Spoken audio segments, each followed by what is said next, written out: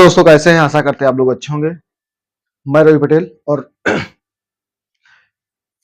मेरा नया YouTube channel है, क्योंकि जो मेरा पुराना यूट्यूब चैनल था उस मेरा फोन चोरी होने के कारण उसे उसमें जो जीमेल लगा था उसकी रिकवरी नहीं हो पाई। इसकी वजह से वो चैनल अब रनिंग में नहीं है। तो मेरा नया ये है चैनल, और इस चैनल पर आप सभी से मैं प्यार चाहता हूँ। और जो आज का विषय है बहुत ज़्यादा कंट्रोवर्शियल है, बहुत ही ज़्यादा संवेदनशील है। जैसा कि सबको पता है, एक सपा के सांसद सपा सांसद हैं राम जी। अब इनके नाम में राम जी आता है। अब एक ऐसी ओझी राजनीति जो आपस में लड़ाने का काम कर रही है, एक ऐसी गंदी राजनीति, एक ऐसा जो किसी एक वर्ग विशेष को उकसाने का काम किया गया है एक टिप्पणी के माध्यम से, और उस व्यक्ति का नाम है राणा सांगा।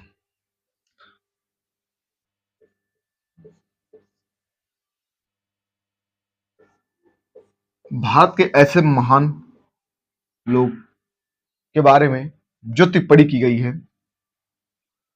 कि ये है सपा सांसद सुमन लाल रामजी सुमन, इनका पूरा नाम है। इन्होंने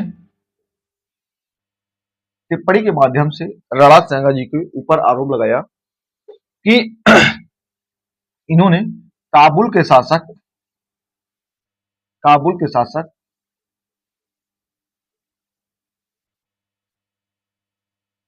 बाबर को आमंत्रित किया था।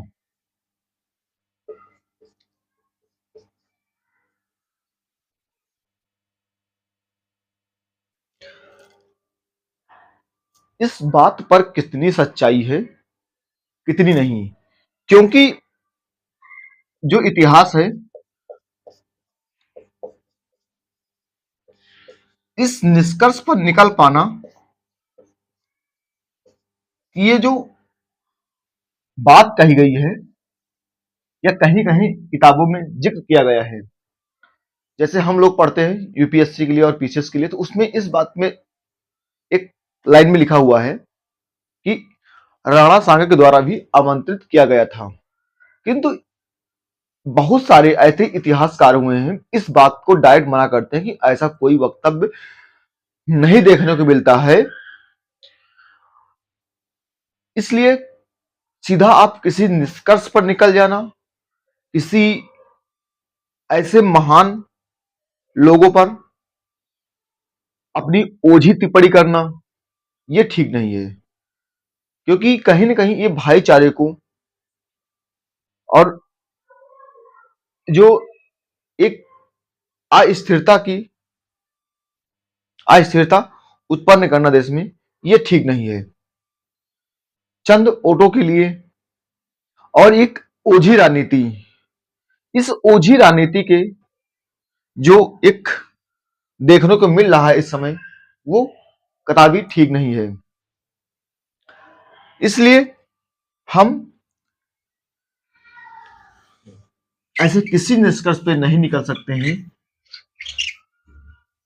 कि किसी पर कुछ कटाक्ष कर सकें या कुछ बोल सकें। भारत के महान विभूति थे,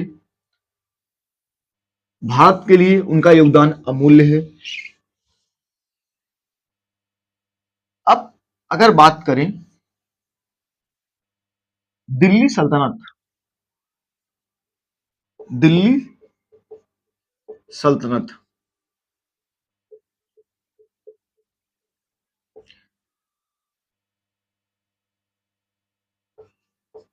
इनका जो कार्यकाल था 1451 से लेकर 1526,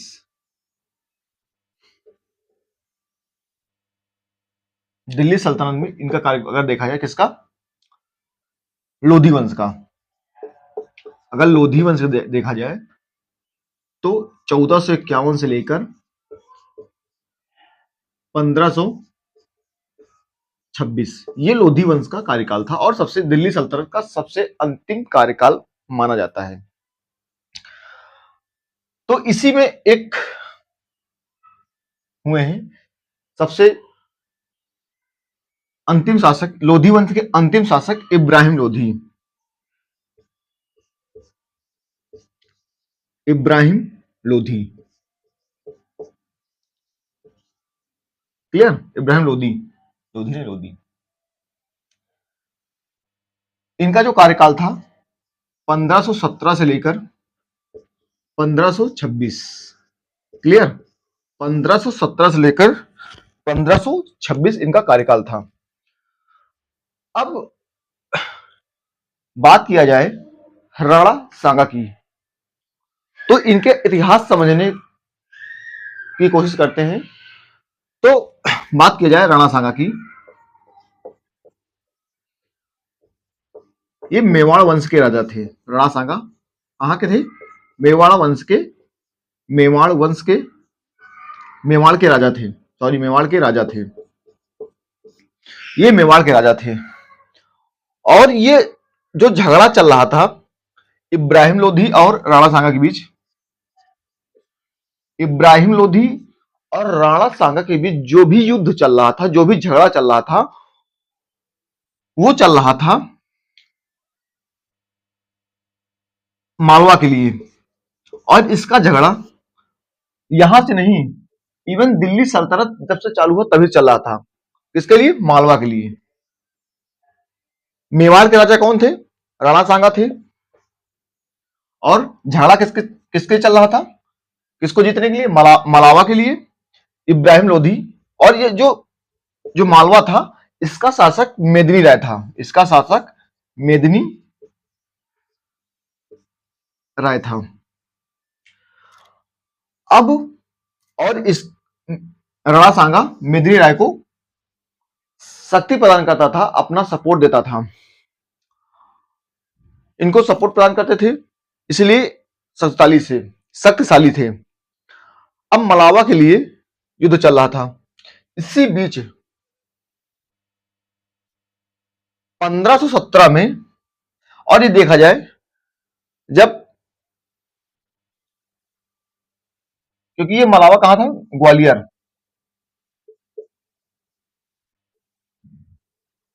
क्लियर? ग्वालियर के निकट एक घटौली, घटौली, यहां पर 1517 और 1518 में घटौली का युद्ध हुआ। किसके किसके बीच हुआ? राणा सांगा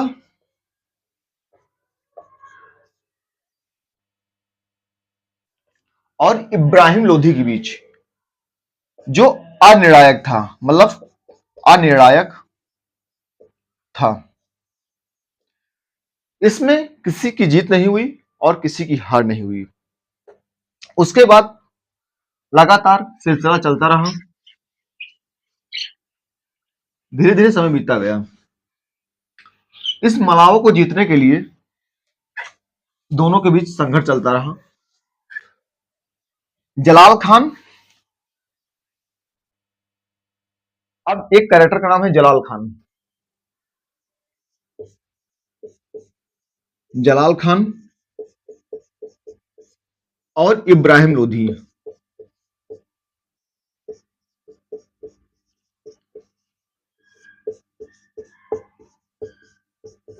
जलाल खान और इब्राहिम लोधी आपस में इनका विवाद चल रहा था। और इसी का फायदा उठाते हुए राणा सांगा ने अन्य जगहों पर, अन्य जगहों को हासिल करने के लिए इस अपॉर्चुनिटी का लाभ उठाया और युद्ध में चले गए। ये इतना था। उसके बाद राणा सांगा और ये जलाल खान, अब एंट्री होती है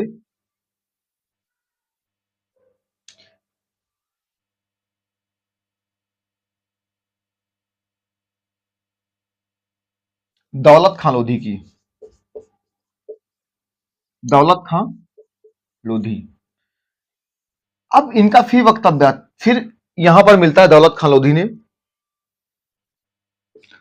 राणा काबुल के शासक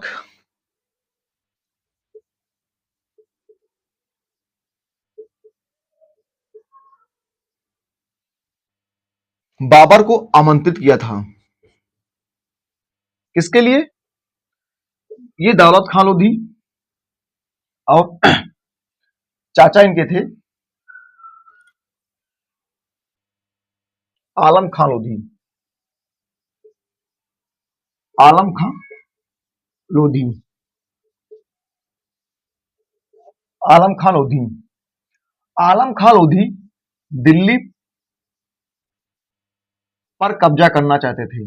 आलम खां लोधी दिल्ली पर कब्जा करना चाहते थे और इब्राहिम लोधी के चाचा थे।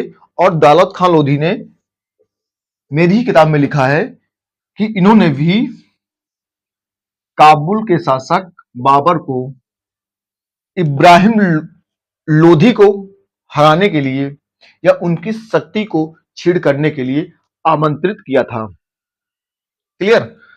तो अब ये दौलत खां लोधी हुए और एक आलम खां लोधी हुए काबुल का शासक। अब यहां पर दो लोगों के आमंत्रण के बारे में जिक्र मिलता है।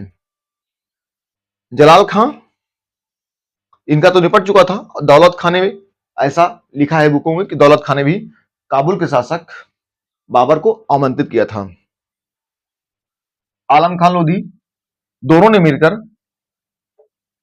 इब्राहिम लोधी के खिलाफ मोर्चा खोल दिया। इब्राहिम लोधी के खिलाफ मोर्चा खोल दिया। क्लियर? तो कहीं ना कहीं देखा जाए काबुल शासक बाबर, इब्राहिम लोधी और इसी बीच होता है 1524 ईस्वी में इनको बुलाने पर इन लोगों मतलब दौलत खां के आमंत्रण पर आता है और लाहौर को जीतता है। लाहौर को जीतने के बाद अपना सरदार के अपने सरदार को गद्दी बिठाता है, वापस चला जाता है। कौन? बाबर। फिर पुनः 1525 में आता है और धीरे धीरे ये अंततः पानीपत का युद्ध होता है 1526 में, जिसमें इब्राहिम लोधी की हार होती है और यहीं से लोधी वंश का समापन हो जाता है। और फिर आता है मुगल वंश। और मुगल वंश पर की नींव डालने वाले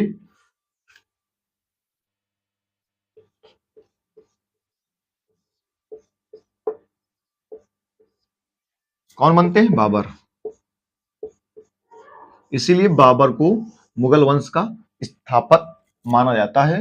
इब्राहिम लोधी पराजित होता है पानीपत के युद्ध में और फिर मुगल वंश की नींव पड़ती है। बाबर ने मुगल वंश की नींव डाली अप्रैल 1526।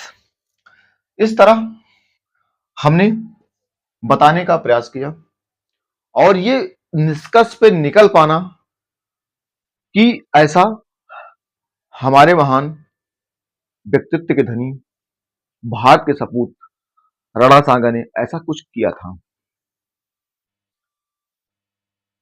इतिहास तो बहुत कुछ कहता है, इतिहास में बहुत सारी बातें कही गई हैं, किंतु और बहुत सारी, क्योंकि इतिहास को एक लोगों ने नहीं लिखा है, बहुत सारे राइटरों ने, बहुत सारे लेखक हुए हैं, बहुत सारे इतिहासकार हुए हैं, वो अपने हिसाब से लिखा है। बहुत लोगों ने बिल्कुल सिरे से इनकार कर दिया है कि राणा सांगा ने बिल्कुल आमंत्रित नहीं किया था, किंतु कई कुछ राइटरों के माध्यम से कहीं कहीं एक दो लाइन के माध्यम से मिल जाता है कि नहीं, आमंत्रित किया था, मगर उसके बाद कोई घटना उसमें नहीं मिलती है। तो ये ओछी राजनीति करना, भारत को लड़ाने का काम करना, भारत में अस्थिरता करना केवल चंद वोटों के लिए, तो वो ठीक नहीं है। आप सभी से निवेदन है कि आप ऐसे किसी भी भड़काऊ बयान पर और ऐसे जो असामाजिक तत्व हैं उन पर ध्यान न दें। अपना प्यारा भारत है और जितने भी क्रांतिकारी हुए हैं सभी का, चाहे छोटा हो चाहे बड़ा हो, उतना ही सम्मान है। भारत को आजाद कराने में, भारत के संघर्ष में किसी भी कास्ट का हो, किसी भी मजहब का हो, इससे फर्क नहीं पड़ता है। ये हमारी अपनी नैतिक जिम्मेदारी है कि हम सभी का सम्मान करें। जय हिंद साथियों।